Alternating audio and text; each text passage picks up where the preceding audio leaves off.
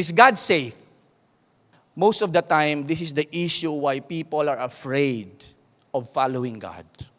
Maybe you are not saying it, but in your heart, you're actually thinking twice, thrice, or 10 times when God is calling us. This is probably one of the reasons why people are afraid to follow God. Because the question is God safe? Will I be safe? That when I follow God, I don't think the word safe has something to do with being secured. Yes, nothing in this world replaces the security in the hands of God. But I think when we ask, is God safe? Is it free from risk? Am I taking a risk when I give my life, when I follow Jesus? And you know what? That's probably one of the questions, because when God is inviting you and me and He's calling us to believe in Him, that is the main question. That is the main issue. When Abraham was called by God, he did not know God, and God revealed to Abraham, I am the God who created the heavens and the earth. Leave your country, Abraham. Do you think Abraham felt safe following a God, a place he did not know, uprooting him from a place where he was so familiar and comfortable? Maybe that's the reason why a lot of us are still holding on to our lives, and we don't want to fully surrender our lives 100% on God's hand, because we don't know if God is safe. Will my life be safe in God's hand? Whether you accept it or not, brothers and sisters, that is the issue. Because it conflicts with our interests and our ambitions. I have this plan. I have this program in my life. Everything has been sorted out. This is my future. And we're afraid that when we put our life in God's hand, will God bring me to the plan I have desired? Or will God change it? Then we came to David. I asked myself, who is a God who would lead a young boy to face the lions and the Goliath and the giants of the Philistines? Place him under the care of a crazy king by the name of Saul. That's why when Jesus Christ came into this world and He challenged His disciples on the boat, come follow me and I will make you fishers of men. They hesitated. Just like you and me, we hesitated. What if God would send me to Timbuktu? What if God would call me to be a missionary? I'm not ready. What if my children will be called to be a pastor? I am not ready. My dream for them is to become a doctor, become an engineer. And then here we are. We may not say it, but do we feel safe when God is calling us? Is there a risk involved in coming before the Lord? I don't know how many of you watched the Chronicles of Narnia. Yeah, young people, most of you have watched the Chronicle of Narnia. So I am a late bloomer. Last week, we had a marathon of the Chronicles of Narnia. And it was a beautiful, fictional, magical story. If you have not watched it, I think most of us, maybe for the adults, we have not watched this. But if you have watched this, I want you to rewatch it again with a different lens. The Chronicles of Narnia was written by the most prolific theologian, a British theologian by the name of C.S. Lewis. He's a Christian theologian, a very genius writer. And there is a message behind when he was writing the Chronicles of Narnia. So if you're a Christian and if you're a believer, when you watch the Chronicles of Narnia, you would not miss the echoes of the scripture that the Chronicles of Narnia was actually telling the audience, those who are watching this. That's why this movie is really, really good. And this explains and illustrates the question I had before, this earlier, is God safe? They were talking about Aslan. The lion is named as Aslan in the Narnia world. A lot of animals there were like talking and so on and so forth, diba? And then they were like, who is Aslan? And everybody were laughing. The beaver were laughing, and you don't know who's Aslan. And then, because Aslan is the god, the king of Narnia. And Susan, one of the children, she thought that Aslan was a human being. And when she discovered that Aslan was a lion, she was so afraid, and she said, I felt so nervous approaching him. Is he safe? And I like the answer of the beaver. The beaver said, who's talking about safe? Of course he's not safe. He's not a tame lion, but he is good. He is the king of Narnia. What a beautiful description and answer to the question I raised today. Is God safe? We may find God not safe, free from risk, because when you give your life to the Lord, you don't know where God would lead you. But you don't worry about whether he is safe or not, because he is good.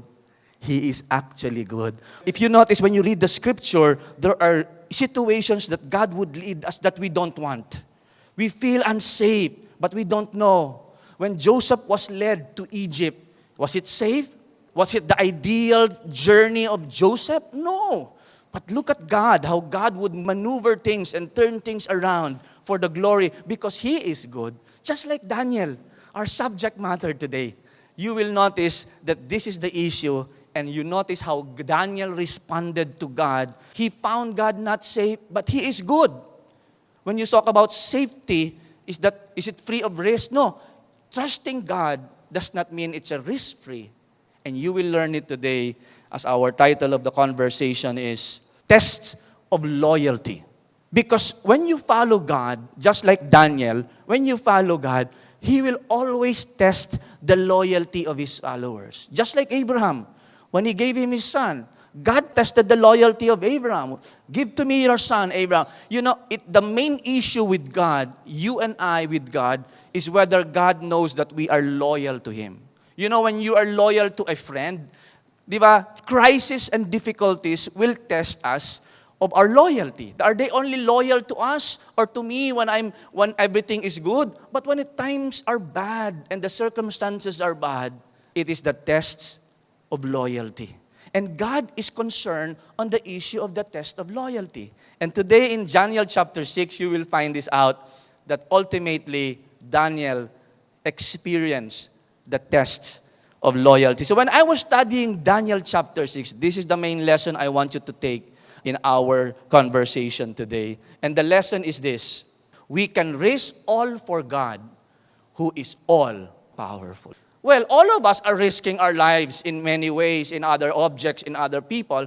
But no, those things are risky indeed. But we can take a risk. We can risk all for God, because he is all powerful. And this is the message of Daniel chapter 6. And you will see later, Daniel did not hold back and risk everything for the God that he served faithfully. And Daniel, at this time of the crucial time of Daniel chapter 6, probably an 85 years old man. He was so old, and he has witnessed for the past 70 years how God delivered and how God sustained them and his people in the land of Babylon. So here's the lesson: we can risk all for God.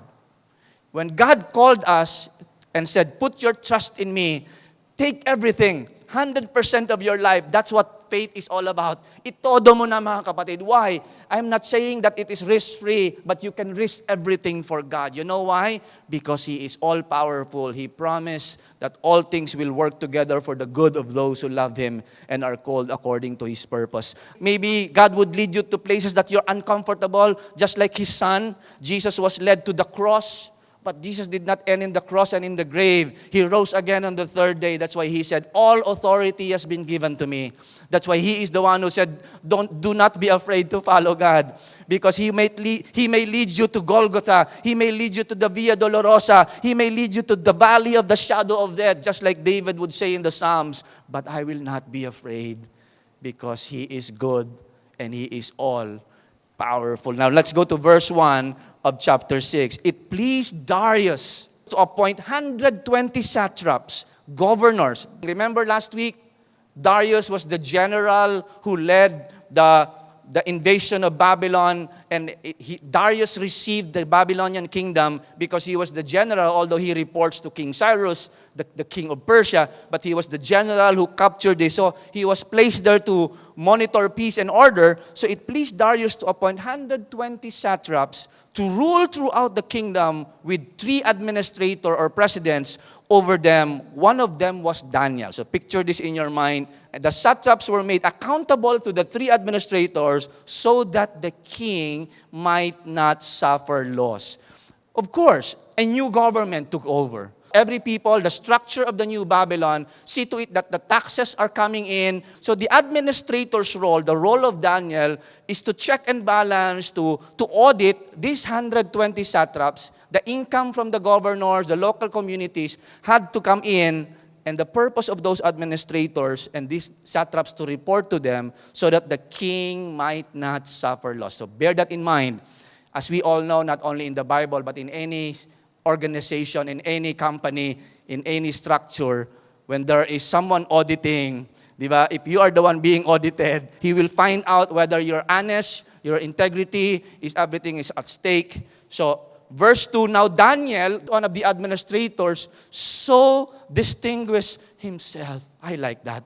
Mga kapatid, if we should follow the example of Daniel as an employee in a pagan society, although he was a believer of God, and Daniel found himself in a pagan government, in a pagan society. But look at Daniel, how he behaved, and how he served, and how he worked excellently. He so distinguished himself among the administrators, the satraps, by his exceptional qualities that the king planned to set him over the whole kingdom. He so distinguished himself to the point that Darius noticed among the three administrators, kakaiba to si Daniel. Look at the consistency of the life of Daniel. Si King Nebuchadnezzar witnessed him and evaluated him is 10 times better than the wiser magician of his country. And here comes Darius. Daniel was consistent. Now, here comes the problem. So at this, the administrators and the satraps nagkunayb, tried to find grounds for charges against Daniel in his conduct, how he conduct his government affairs, but they were unable to do so. Itong mga administrators supposed to be managing these satraps, out of their selfish ambition, they align themselves with the satraps and say, bakit itong Daniel na to ang mapopromote? Bakit itong foreigner na to? Tayo ang taga rito. Bakit hindi tayo? Of course, a new government, everybody would like to line up and be part of the new government, di ba? Of the Babylonian. Because if you're in charge of one locality, the taxes that will come in, meron kaya tang kickback doon eh. Meron kang commission doon. And we don't know. That's why the Darius appointed them so that the kingdom will not suffer loss. So the role of the administrator is to see to it that every governors are playing the right way. They fought back and tried to find grounds to charge Daniel, but they were unsuccessful. But they were unable to do so. I hope we're like Daniel in our offices, in our jobs, even in our families. So Daniel suffered the consequence of this righteousness and but they were unable to do so. So galit na galit itong mga satraps. They could find no corruption in him. Wow. Because he was trustworthy and neither corrupt nor negligent. Sana ganitong tayo. Whether in church or outside of the church.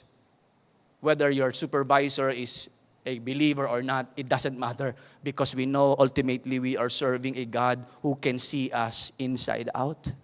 Ay, Pastor Butch, hindi mo alam, sa office namin normal yan. Sa kanila, hindi sa atin normal yan. We can see Daniel, he's not a majority. He's probably the only one and the three friends. And yet God was with them. Finally, these men, the satraps and the governors and the administrators said, we will never find any basis for charges. Of course, probably nagmi-meeting sila. Outside of their offices, they would gather together in the Starbucks. Have you find something? Nothing. And they felt so frustrated and said, we will never find any basis for charges against this man, Daniel, unless... Here's another one with a brilliant idea. Remember, he was just one of the exiles from Judah. Oh, I remember. He was a Jew. He's a Hebrew. Let's find something about his God. And we know that Daniel's history, in the entire history of Babylon, he never compromised. So let's find something that we can accuse Daniel of related to his faith. Unless it has something to do with the law of his God. For the first time, he recorded here a different kind of persecution in Babylon. So the administrator and the satraps went, take note of this, as a group. Yeah, minsan, sounds familiar, Nag-message na sila as a group. Tara, kukunayving na ngayon. They come together as a group to the king and said, O King Darius, live forever. The usual greetings. The royal administrator, pay attention to this, the royal administrators, prefects, satraps, advisors, governors, have all agreed that the king should issue an edict and enforce the decree that anyone who prays to any god or man during the next 30 days, trial, except to you, O king, shall be thrown into the lion's den. What a proposal. Pero may lie dito. Lahat po kami nag-agree. Not all. Daniel was not part of this. But look at King Darius. Napakadaling makonvince naman ni King Darius. So if we are head of a department and somebody just came to you like this, a group, you be careful. Always read the selfish ambition underneath. So be careful because later on you will see Darius repenting and regretting. So the proposal is, sir, dahil bago ka, sir, sa Babylon, you're just a new installed king of Babylon because you conquered the entire Babylon. We have a proposal. In the next 30 days, just to solidify everything, just to put everyone on the same page, no one will pray to any gods but to you. Ito naman si Darius, sounds good. Dahil bago siyang king eh. So kailangan kontrolado niya ang Babylon. Sounds good. So what do? O king, issue the decree and put it in writing so that it cannot be altered. Okay, in accordance with the laws of the Medes and the Persians, which cannot be repealed or retracted. So King Darius put the decree in writing. Yan ang pagkakamali. Yung impulsive ka, you're not decision ka agad without even thinking. If you are in that position, the right thing to do is, let me think about it. Give me another 2 days. Pag-iisipan ko yan. Because most of the time, if our decision is so abrupt and so rapid, without thinking the possible consequences, you suffer loss and you regret later. Now, when Daniel learned, how did Daniel learn? Probably there is an announcement. When that was already written on a stone, there was an announcement, trumpet was blown. O people of Babylon, listen carefully. In the next 30 days, from April 1 to April 30, all your devotions and your quiet time and your prayers will be directed to the King Darius. Anyone who prays to their own gods. Remember, Babylon is a polytheistic culture, nation. Ang dami kayang Diyos, Marduk. Di ba? No one will pray to any of the gods except to Darius. Well, if the Babylonians were us, sanay na kami dyan okay. Maybe to add Darius to one of our gods, collection ng gods, walang problema yon. We can just add him to one of our collections. But not for Daniel and the Jews. So when Daniel learned that the decree had been published, galing ni Daniel, listen carefully, he went home to his upstairs room where the windows opened toward Jerusalem. What's the significance of this? Now, the significance of this can be traced back to 1 Kings chapter 8. When Solomon dedicated the new temple he built for God, di ba yung grand temple ng Diyos sa Jerusalem, Solomon prayed and said, and one of the prayers of Solomon, that this temple will be the dwelling place of Yahweh, and your name will be here, and your presence will be here. But in the event that your people will be disobedient, and will be sinning against you, and you would lead them to exile in another country, sabi ni Solomon. And even if they are in a foreign land, and if they pray facing Jerusalem, God, you will hear them and heal their land. So this is, as a Jew, as a Hebrew person, si Daniel, alam niya yung dedication of the temple. So kahit nasa Babylon sila, meron siyang window, tama yung compass, east, facing Jerusalem, the window is open, and there Daniel would pray, looking forward, looking towards Jerusalem. As Solomon said, when they pray facing Jerusalem, symbolically remembering your presence dwells in that holy hill, you will hear them. So Daniel went home 3 times a day. Remember this? 3 times a day he got down on his knees, prayed, giving thanks to his God, just as he had done before. Remember, Daniel did not just pray because of the news. He has been doing that ever since, just as he had done before. So this is a very good lesson for us. Let us not just bow down and kneel down before the Lord when we have problem. That's our problem. If you have some problems with your job, your past is like you don't know whether it's approved, your contract, and all your investments are in turmoil and you don't know, your family, your relationship. Ang aga mo magising, you wake up early and you devotion, nababasa mo yung Bible from cover to cover. But after everything is okay, we're back to normal. See you again, Lord, next season. We're not being taught to follow Daniel dapat 3 times a day lang. That's his own practice. But we can learn from Daniel. Look at this, he prayed, giving thanks to God. I like this. He did not just pray, he gave thanks. Apostle Paul would smile reading this. That's why he said, in everything, give thanks, for it is the will of God in Christ Jesus. Magpasalamat, may problema man o wala. Lord, thank you. Why? Because you know you are on the throne. You are in charge. I don't understand why my EP is rejected, Lord, but I thank you because you have a good plan. It may not be in Singapore, it may be somewhere else, but I will trust you. What is the prayer of Daniel? Maybe prayer for protection from this new decree, but he gave thanks. Na Lord, whatever happens, I'm loyal to you.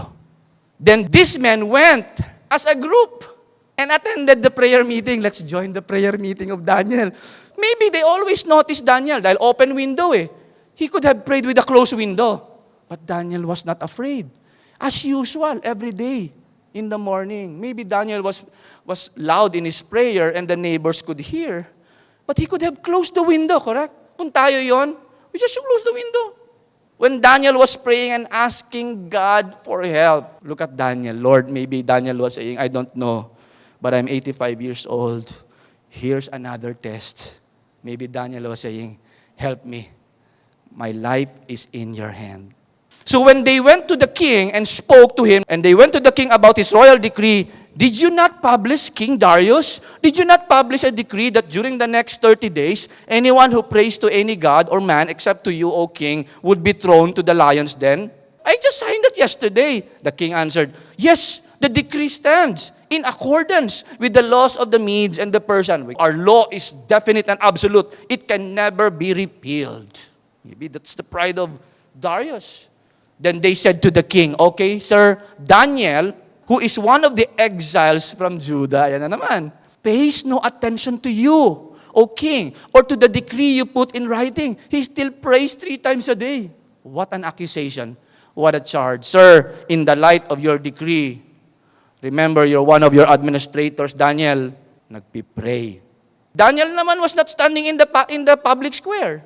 He was doing it in a personal and a private setting. And yet they were accusing Daniel of something wrong. When the king heard this, he was greatly distressed. He was determined to rescue Daniel and made every effort until sundown to save him. Wow! This is in contrast with Nebuchadnezzar. In the experience of Shadrach, Meshach, and Abednego, di ba? Remember, these enchanters and astrologers came to Nebuchadnezzar. Sir, di ba everybody must bow down before your idol, your golden image when the music will play? The three Hebrews, sir, did not bow down. And what did Nebuchadnezzar feel? He felt so, and his color changed, and because he was so proud eh. But in contrast with Darius, ang reaction ni Darius different. Na-realize niya, naisahan ako ng mga ito ah. He forgot when he signed the bill and the law, he did not remember his faithful servant Daniel. So what he did is, he tried to save Daniel. It speaks volume that the relationship of Daniel to Darius knew Daniel, that he's a faithful servant, full of integrity. Alam din ni Darius na si Daniel ay religious, faithful to his God. Later on, you'll find that. That's why he was so determined to rescue Daniel. He called all his lawyers, can you check if I can repeal, if I can retract the law? What is the loophole? We have to save Daniel. All of a sudden, he realized, naloko ako ng mga ito ah. Diba, minsan nare-realize natin yon, the very people who came to you and flatter you, ginamit lang pala tayo. Nung nakuha nila yung gusto nila, iniwan ka na. How many times we have seen that in the real life? So the men went as a group. Ito na naman sila, nagkaroon sila ng group, nag-form sila ng kanilang alliance to the king and said to him, remember, O king. Pinaalala nila kay king dahil medyo na-notice nila, King Darius was already looking for way out, for trying to save Daniel. They reminded the king, remember, O king, that according to the law of the Medes, yung batas ninyo, the Medo-Persians, no decree or edict that the king issues can be changed. Binalik nila kay King Darius.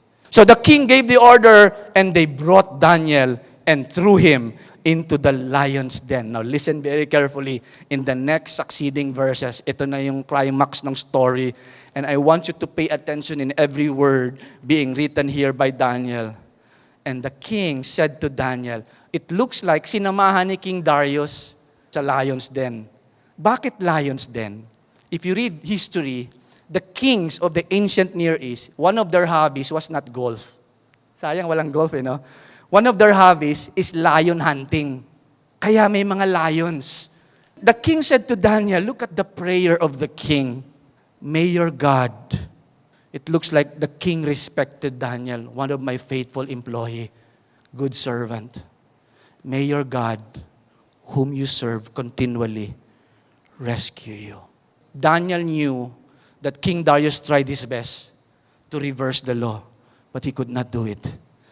Ultimately, he could wish Daniel, look at the words of the king, whom you serve continually. Darius knew the faith of Daniel was not a closed door faith. It's an open window faith. It is not something that Daniel was hiding in his office, in his career, in his employment. It is very obvious Daniel was serving God faithfully. That's why the king, the pagan king himself said, may your God continually, or in other translation, whom you serve loyally, rescue you. No words from Daniel. No words. You know why? Because Daniel was ready to die. Just like Shadrach, Meshach, and Abednego. Daniel was prepared.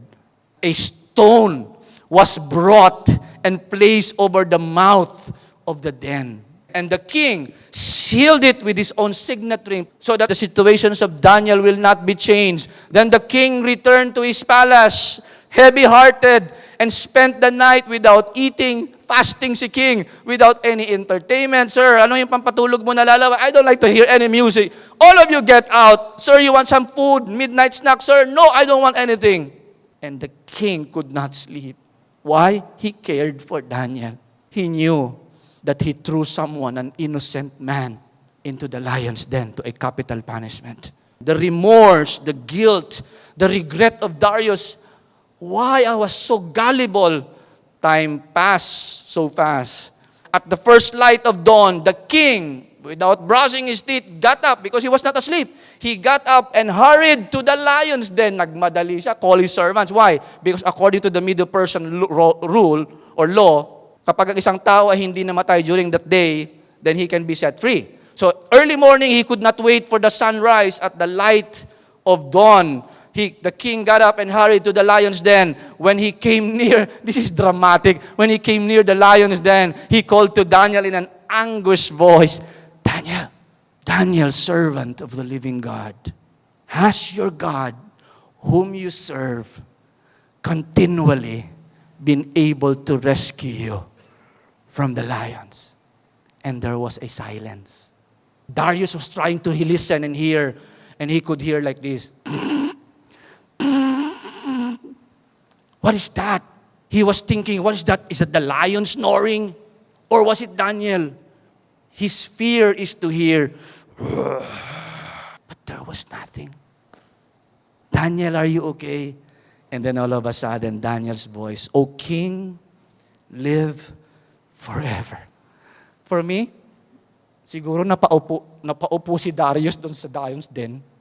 What a joy. My God sent His angel. In other translation, the angel of the Lord was sent, and He shut the mouths of the lions. They have not hurt me because I was found innocent in His sight, and nor I have ever done any wrong before you, O King Darius. Napaupo si Darius siguro. Oh, look at the reaction of Darius. The king was overjoyed and gave orders.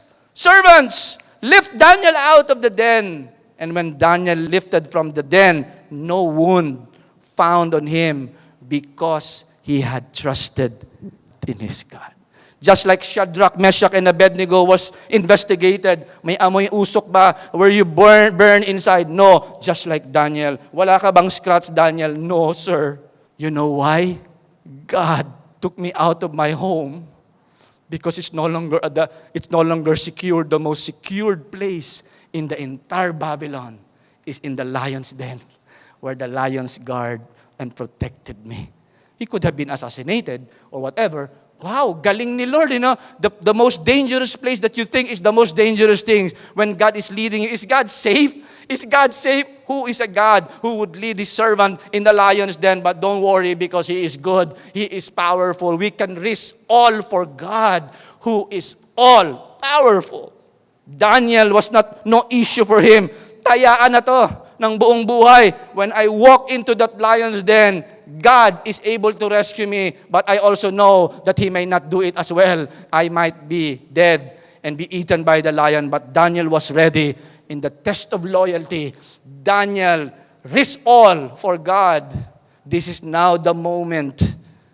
And Daniel was lifted out of the lion's den, vindicated at the king's command. The men who had falsely accused, look for them. And maybe they were rejoicing the whole night. Maybe they were celebrating, finally, we have eradicated and we have removed the person that we don't like, the person Daniel who is our enemy, and they were rejoicing, and all of a sudden there was a knock at every door. All of them were summoned by King Darius, who falsely accused, note that, falsely accused Daniel, were brought in and thrown into the lion's den along with their wives and children. Oh, hindi ko matake ito. Bakit with the wives and the children? Because in those days, to eliminate any revenge and vengeance, buong pamilya at buong lahi. And before they reached the floor of the den, the lions overpowered them and crushed all their bones, like Shadrach, Meshach, and Abednego. The strong men who threw them, they got burned.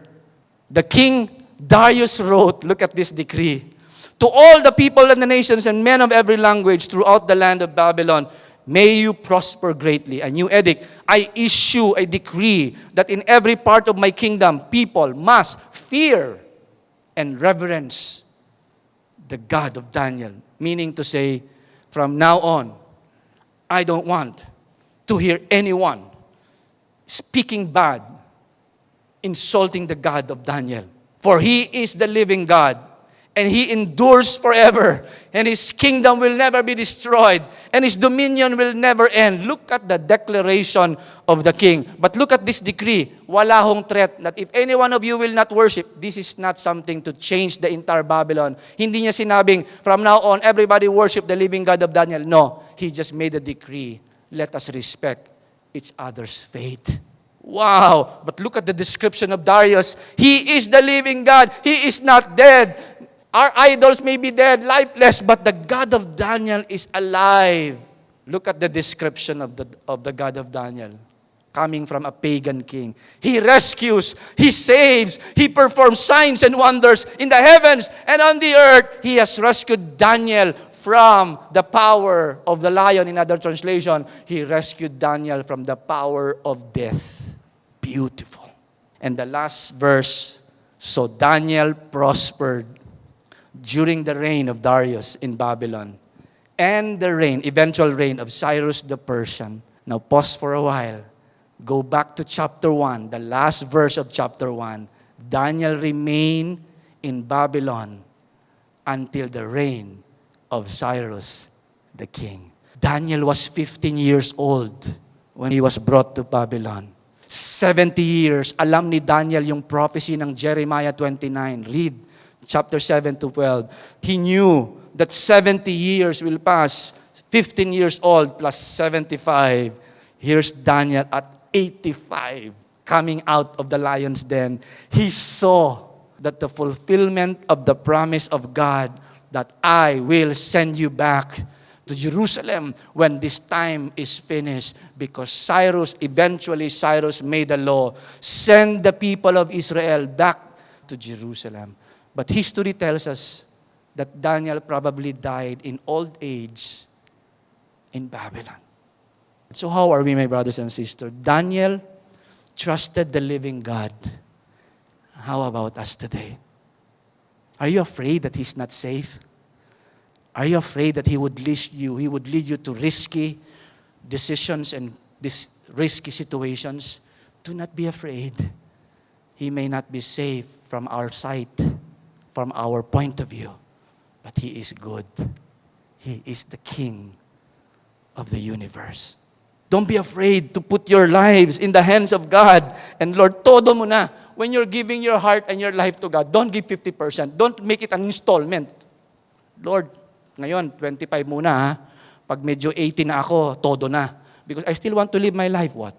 No, no, no. When you give your heart to God, give it 100%. Why? Because we can risk all for God because He is all-powerful. He is all-power. And that's Daniel. When he stood up from his prayer closet and he walked towards the kingdom and the palace, he was prepared to die and to meet his king. He was being led into the lion's den. And Daniel was not afraid.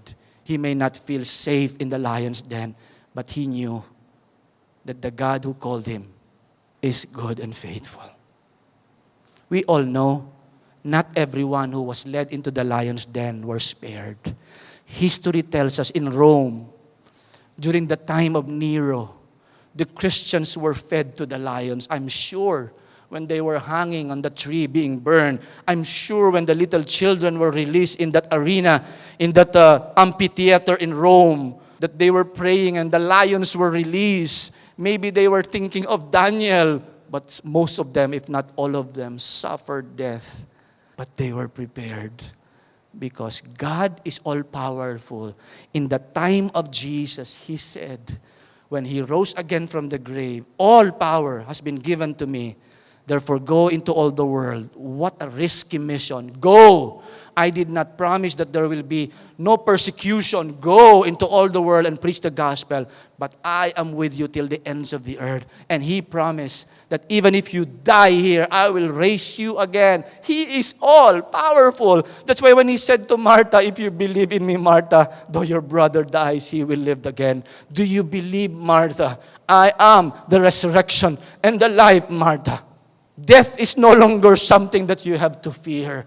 That's why Apostle Paul said, "O death, where is your sting? O grave, where is your victory? If death is like a snake, where is your sting?" We will not be afraid if the cobra has no more sting. Kahit na anong kagat niya, wala na siyang venom. And the grave has no more victory because someone lay down there and rose again on the third day. And Jesus said, "Follow me." People were afraid to follow Christ. Why? Because He went to the cross. Peter, follow me. And Jesus Christ was hanging on the cross.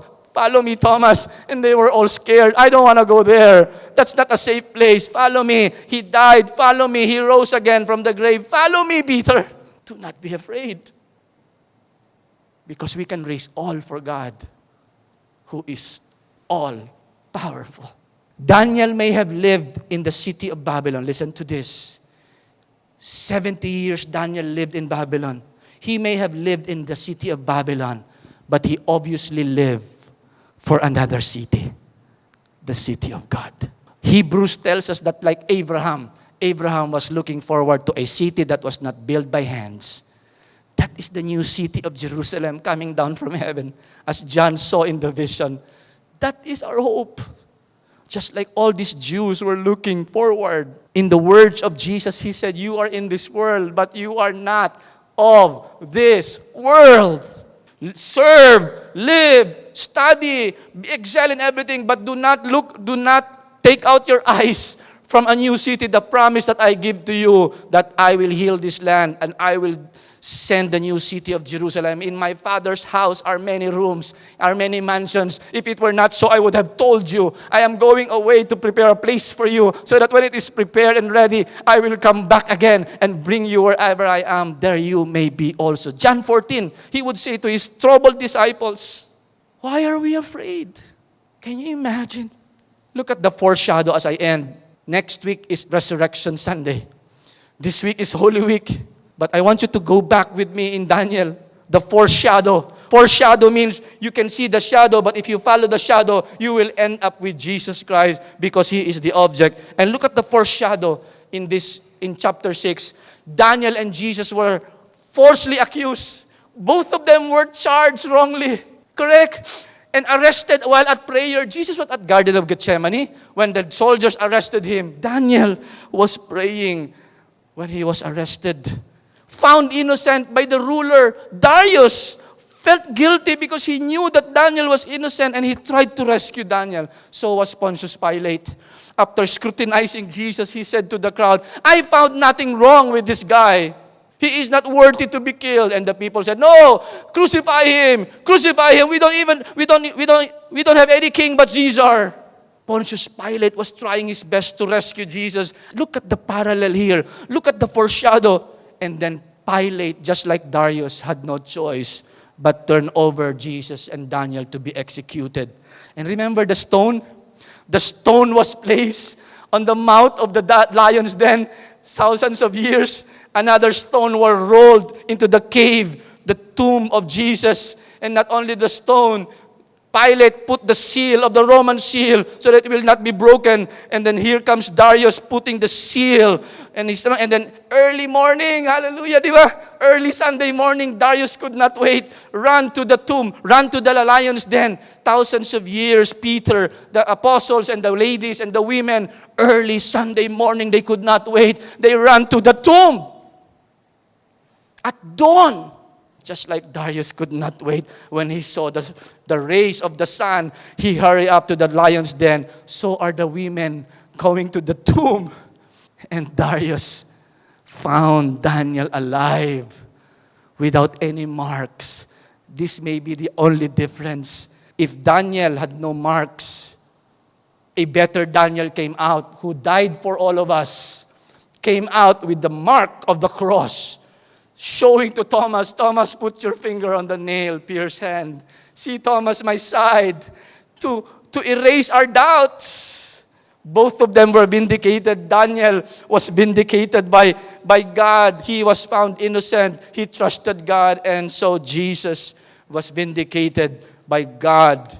That's why when he rose again from the grave, his final commission said, all authority has been given to me in heaven and on earth. He is now the King of the universe. And then he said, go into all the world and preach the gospel. Today, the difference between Daniel and us, sina Daniel po in the Old Testament, they all look forward to the birth of the Messiah. They all look forward to the promised King. For us, we don't look forward. We look back at the cross and the victory of Christ at the cross. Our hope is the second coming and the resurrection of the dead. Jesus Christ has the power in heaven and in earth. Therefore, I could say as we end, we can risk all for God because He is all powerful. Wow, hallelujah. Why are we hesitating? Good Friday, Black Saturday, or Saturday will be the death of Jesus Christ reminded all the world. But on Sunday, He did not remain on the grave. He rose again. And that same Jesus said, all the power has been given to me. Therefore, my challenge for us, we can risk all for God, who is all powerful. That even if we die in this world, for sure we will, He will raise us up because He has all the power that neither the grave nor death can prevail. So here's my challenge for all of us. As we continue to live for God, let us be loyal to God at all times. Don't just be loyal to God because everything is going well. Loyalty is tested in times of crisis. And you know what? Nothing can beat God. I will never leave you nor forsake you. What a loyal God we have. Amen. You and I will be tested in our loyalty. May we pledge our allegiance to God, just like Daniel. Thank you, Jesus. What a test of loyalty for Daniel. What a test of loyalty for Abraham, Shadrach, Meshach, and Abednego. What a test of loyalty for Peter, for Paul, and for each and every one of us. May God find our hearts loyal to Him at all times. Brothers and sisters, if you have not pledged your loyalty to God through Christ, I would invite you, maybe this is your time. In a simple prayer, just say, Lord Jesus, I pledge my loyalty to you. In a simple way, say this prayer to God. Father, I pledge my allegiance to you. I pledge my loyalty to you, Jesus. Help me to live for you. Our Father in heaven, as we all are bowing down our heads and in our hearts, You know each and every one of us, Lord. Father, may you find our hearts only loyal to you through thick and thin, in riches and in poorness, in sickness and or in health, no matter what the circumstances, Lord. Even in the midst of this pandemic, in plenty or in lack, we pledge our allegiance to you, God. And help us to risk everything for you. In your hands, we entrust our lives because we know that you are all powerful. That even if we suffer loss in this world, you will never leave us nor forsake us. And you will vindicate us one of these days. Raise us up as you have promised into a new life, into the new city that is waiting for us. Salamat, Panginoon. We give you all the praise and honor.